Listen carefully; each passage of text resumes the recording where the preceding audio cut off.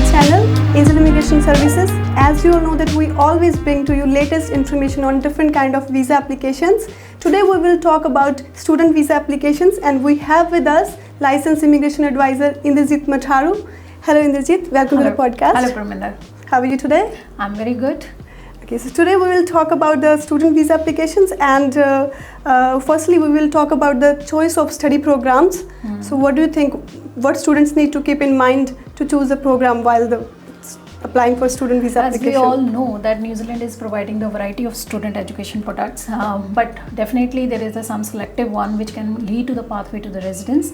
Other thing, we are going to cover this one in different language as well, like in Hindi, so that we can target the wider audience. काफ़ी सारे programmes available है यहाँ पे, जैसे construction के related courses हैं, software engineers है, जो आईटी प्रोफेशनल्स के रिगार्डिंग है, हेल्थ केयर के रिगार्डिंग है, पर इट डिपेंड करता है कि आपका प्रीवियस क्वालिफिकेशन बैकग्राउंड क्या है, प्लस आपका या फिर अगर हम देखें वर्क एक्सपीरियंस किस फील्ड में है. बहुत से केसेस हम लोग ऐसे देखते हैं कि जैसे किसी ने बीटेक करा हुआ है but they are working in the business stream, तो हो सकता है कि वो बिज़नेस की क्वालिफिकेशन ज़्यादा बेनिफिशियल रहे उनके लिए. सो इट ऑल डिपेंड्स कि आपका पहले क्या बैकग्राउंड है, उसके बेसिस पे ही हम लोग डिसाइड करते हैं. बट अगर हम न्यूजीलैंड एज इट इज़ बात करें, अगर रेजिडेंस पाथवे की बात करें, तो यहाँ पे ज़्यादा अभी तक जो फेमस कोर्स है that is like health care course. Easy है, 1 ईयर का स्टूडेंट वीज़ा है, like study period is like 8 to 9 months, तो उसमें बहुत ईजिली रेजिडेंसी हो जाती है. बाकी दूसरे कोर्सेज भी अवेलेबल हैं. अगर कॉस्ट इफेक्टिव देखें तो this is much more cost effective. बाकी जैसे कंस्ट्रक्शन के कोर्सेज हैं, थोड़े एक्सपेंसिव पड़ते हैं, तो बट उसमें भी पाथवे टू रेजिडेंस है. और अगर हम बात करें फंड्स की, तो फंड्स के रिगार्डिंग क्या रिक्वायरमेंट है? फंड्स का मोस्टली देखो, फंड्स का 2 तरह फंड्स शो करने होते हैं. एक तो लिविंग कॉस्ट जिसको बोलते हैं, या लिविंग मेंटेनेंस कॉस्ट बोल देते हैं, तो उसमें तो है $1,667 पर मंथ के हिसाब से होता है. तो we equate to into 12 months, like देखो आप $20,000 बन जाते हैं for the person which is above 18 years old. तो उनको इतना शो करना है. प्लस उसके साथ आ जाती है आपकी फ़ीस, कॉलेज फ़ीस. अगर ऑफशोर पे हो आप, तो आपको दोनों ही प्लान देने हैं कि आप कॉलेज की फ़ीस कैसे सबमिट करोगे और प्लस आपका लिविंग कॉस्ट कैसे होगा.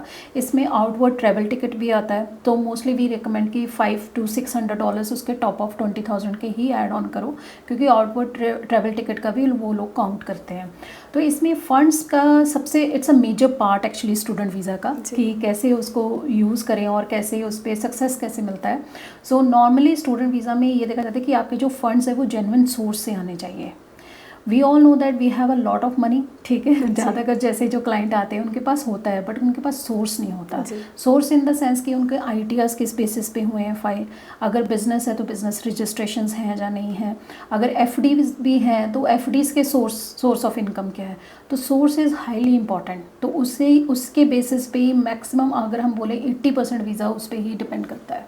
बेसिकली जो भी उनके पास फंड्स पड़े हैं वो कहाँ से आए हैं, वो ओरिजिनली पैसा कहाँ से आया है, वो चीज़ मैटर करती है. बिल्कुल बिल्कुल. तो स्पॉन्सर का क्या है कि कोई भी स्पॉन्सर कर सकता है या फैमिली मेम्बर ही होना चाहिए?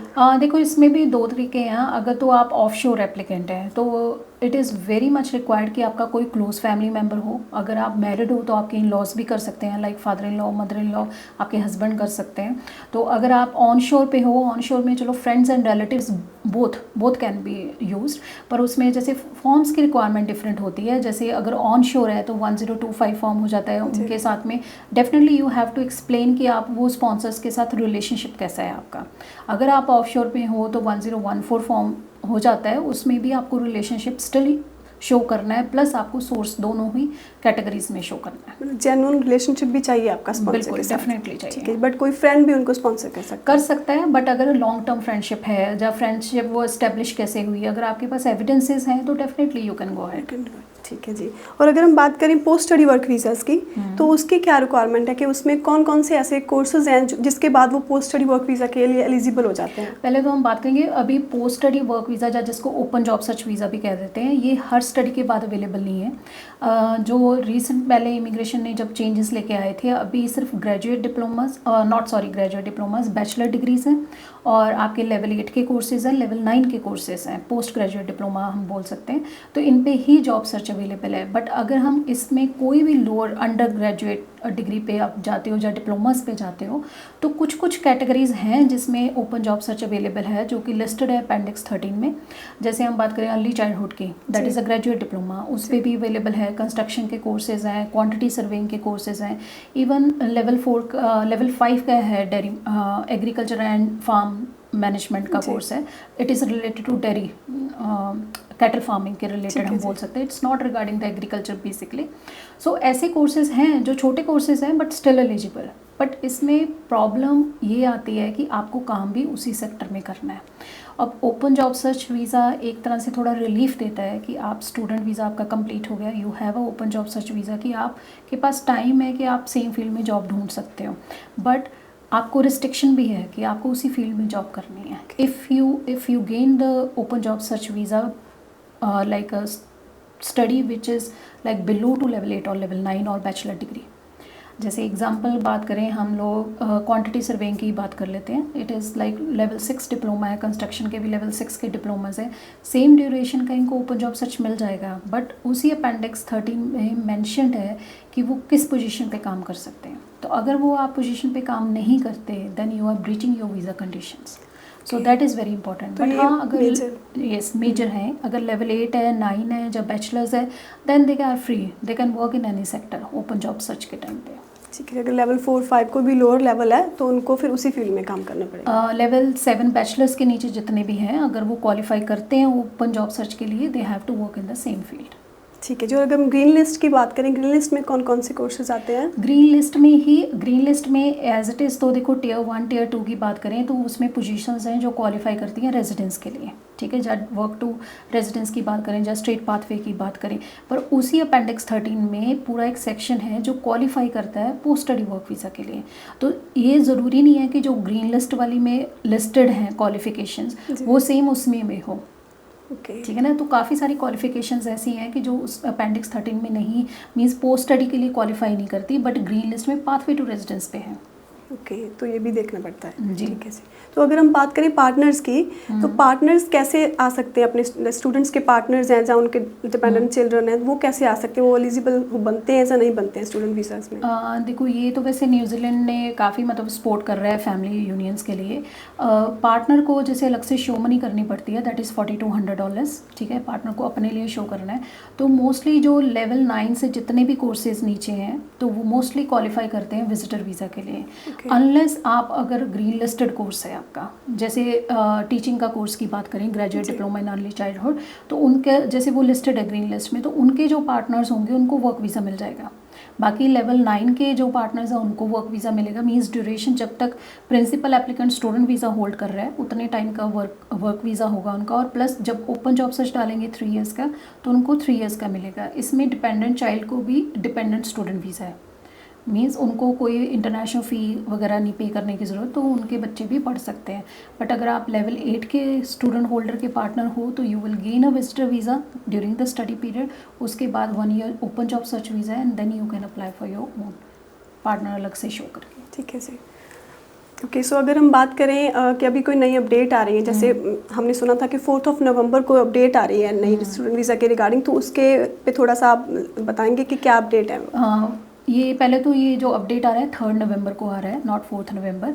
इसमें अभी तक का जो है कि स्टूडेंट वीज़ाज़ को अलाउ है कि 20 आवर्स वर्किंग राइट्स हैं इनको, और ड्यूरिंग द ब्रेक्स और समर वेकेशंस पे ये they can work full time as well. तो इसमें अब ये हो रहा है कि 20 की बजाय 25 आवर्स हो जाएंगे इसके। ठीक है, तो उसमें इनको प्लस पॉइंट है कि एक्स्ट्रा काम करने को मिल जाएगा इनको। बट इसमें जो ऑलरेडी एप्लीकेशंस इन हैं, ठीक है, अगर उनके डिसीजंस पहले आ जाते हैं तो then they need to apply for VOC. अगर बाद में आते हैं तो वी कैन एक्सपेक्ट कि हाँ नवंबर के बाद है तो केस ऑफिसर खुद ही 25 आवर्स पर वीक का कंडीशन लगा के भेजेंगे, otherwise they need to apply for VOC. ठीक है, जो करंट स्टूडेंट हैं वो भी कर सकते हैं वीओसी अप्लाई करके अपने वर्क राइट्स जो है वो इंक्रीज़ करवा सकते हैं। बिल्कुल, बट उसमें ये कंडीशन हो जाती है लाइक अभी ऑब्वियसली जैसे ये पॉलिसी आएगी तो सब अपना वीओसी अप्लाई करेंगे, बर्डन आएगा ज़्यादा।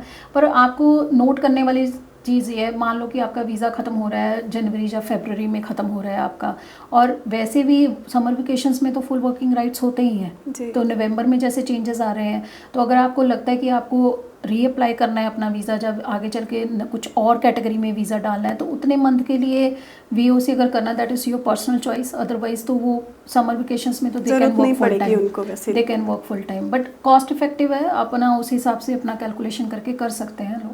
तो अभी इसमें यही चेंजेस हैं या कुछ और भी चेंजेस आ रहे हैं अभी? इसमें थोड़ा सा प्रपोजल ये भी कर रहे हैं कि इसमें स्टडी आवर्स ये लाइक 25 आवर्स जो मिलते हैं स्टूडेंट्स को काम करने के लिए, ये ऐसे study abroad program, exchange programs भी होते हैं, तो कई शॉर्ट होते हैं, लाइक सिंगल सेमेस्टर के होते हैं, तो उसमें भी इंक्लूड करने का ये लोग देख रहे हैं। तो जो VOC के बारे में चेंजेस आए हैं, तो वो भी आप बताएंगे कि जो अपकमिंग चेंजेस आ रहे हैं VOC के रिगार्डिंग, वो क्या हैं? स्टूडेंट वीज़ा के रिगार्डिंग ही हम बात करेंगे। नवंबर ऑनवर्ड्स जो चेंजेस है कि अगर किसी को अपना एजुकेशन प्रोवाइडर चेंज करना है या फिर अपना कोर्स चेंज करना है, तो उनको VOC की ज़रूरत नहीं, they can apply for the new student visa. So for all of the students who are preparing for New Zealand student visa applications, any like key advice you would like to give to them? Yes, just focus on the selection of the course, कि आपको कौन सा course करना है, आपका background क्या है, आप कॉलेज कौन सा ले रहे हो, उस पर जरूर डेफिनेटली स्टडी करो, उसके कोर्स कंटेंट्स क्या होंगे, आपको पाथवे कैसे मिलेगा, अगर जॉब सर्च करना है तो किस तरह से जॉब सर्च कर सकते हो। अगर आपके इंटरव्यूज़ आते हैं तो इंटरव्यूज़ मोस्टली इसी चीज़ पे बेस्ड होते हैं, प्लस आपके जो फंड्स हैं वो जेन्युइन चाहिए। तो अगर आपका जेन्युइन सोर्स ऑफ फंड्स नहीं है तो आपके चांसेस कम हो जाते हैं automatically. So you have to focus on this thing. अगर आपको कोई भी क्वेरी है स्टूडेंट वीज़ा के रिगार्डिंग या किसी भी और वीज़ा कैटेगरीज के regarding, you can contact us any time, angel immigration services. My phone number is 0211868351 and landline number is 093032209, and we have an office at Auckland also, that is 4 Mini Street, Eden Terrace, Auckland. You can book your appointment. First consultation for the particular visa category is free of charge. Thank you.